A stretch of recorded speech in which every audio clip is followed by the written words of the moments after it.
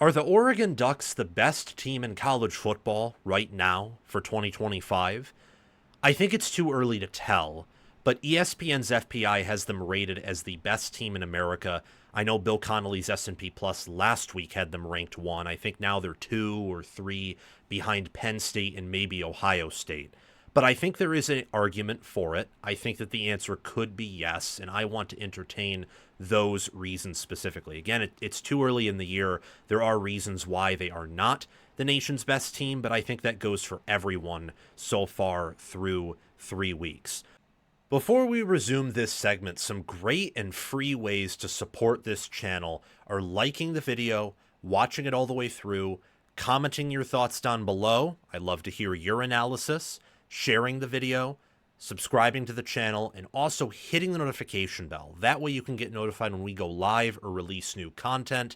And don't just hit the notification bell for the channel. That's very helpful. But what's also helpful and free and useful to you, if you are a diehard fan of a specific team and want to get notifications whenever I make content about a specific team, not just my content in general, well, we have playlists for every Power 4 college football team, so the notification bell on any of those playlists you are interested in. If you want to support the channel financially, there are ways to do so in the description, and you can sign up as a paid member.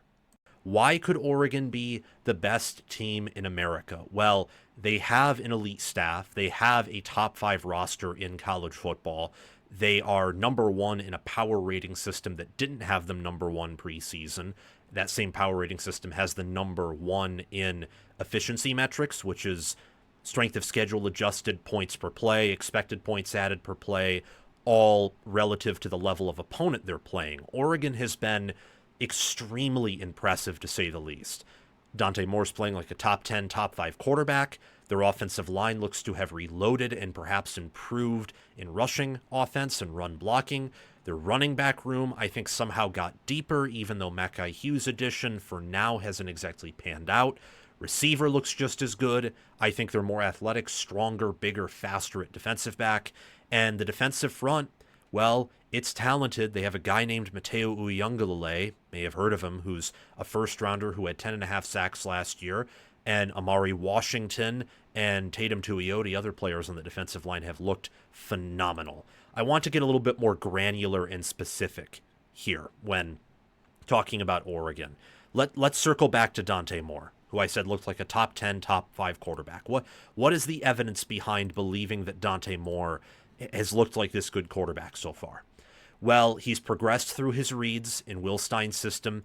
That one play against Oklahoma State where he hits Dante Moore down the sidelines for a touchdown, he goes, I think, from left to right, and I think I forget if he has to roll out or if he still has a clean pocket, and then he looks back left again and finds Moore, who I think broke off his route, if I remember correctly. I hope I do, and found him in the end zone.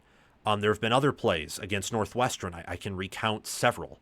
One where he has to roll out, progress through his reads, and find a wide receiver down the sidelines. Another where he found Kenyon Sadiq wide open in the end zone for a touchdown. He has looked good. He's looked fantastic, I would say. Completing 78.1% of his throws, 7 touchdowns, 1 pick, a 197.3 rating, and he's 10th in quarterback efficiency with an 85.7 rating there. He's a potential NFL quarterback. I said he'd be top 15 preseason, but I honestly didn't expect him to be this good this early. I thought there might be some growing pains with him. And with Oregon overalls, they have traditionally started slow under Lanning. That's not the case here. This team is somewhat starting like Oregon did in 2023, except there hasn't been that road heart attack against Texas Tech like they had that year. Their worst game so far arguably has been playing Northwestern, where they led 34-0 late in the third quarter. And a lot of that was because Dante Moore didn't break down despite some of the adversity Oregon faced in that game. Some self-inflicted, others because Northwestern is a pretty good defense and a competent rushing attack. An elite ground game can always help a quarterback unlock the offense, and Oregon has that.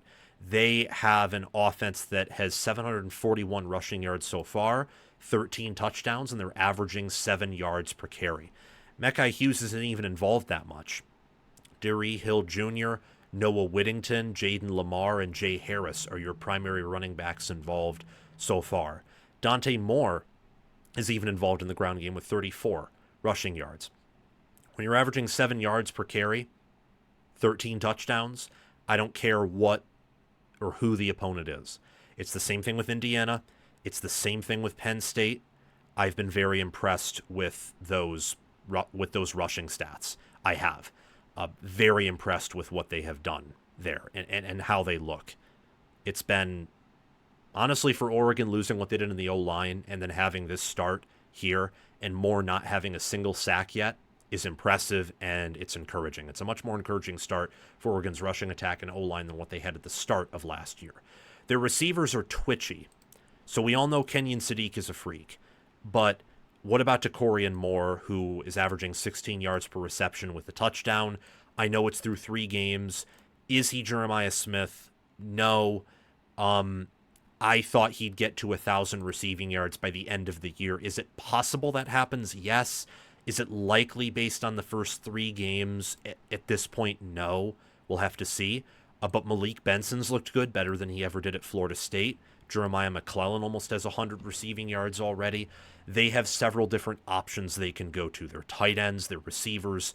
I love what they can do in the passing game. Their defense might be upgraded. Oregon's only allowing 0.137 points per play. It's 5th.